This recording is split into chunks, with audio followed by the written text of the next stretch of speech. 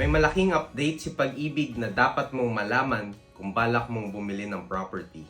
Dati, hanggang 6 million lang ang maximum housing loan. Ngayon, pwede ka nang umutang ng hanggang 10 million pesos.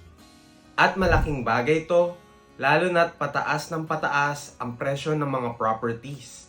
Pero syempre, ang tanong dyan, Agent Raf, qualified ba ako?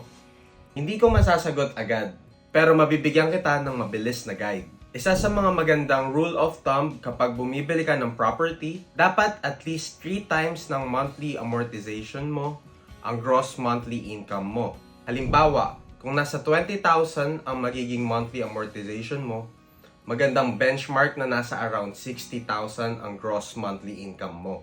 Bakit? Para hindi buong sweldo mo ang napupunta sa property mo. Hindi ito ang exact formula ni Pag-ibig. Pero magandang benchmark ito para alam mo na nasa realistic range ka. Kasi, ang tinitingnan nila dito ay hindi income lang. Kasama rin ang existing loans mo, age, credit standing, at ang property na bibilhin mo. Kaya kung tingin mo limitado lang dahil 6 million lang ang loan cap with Pag-ibig, ngayon, baka mas marami na ang choices mo. At kung curious ka kung magkano ang pwede mong ma-loan based sa income mo, comment down assess sa comment section.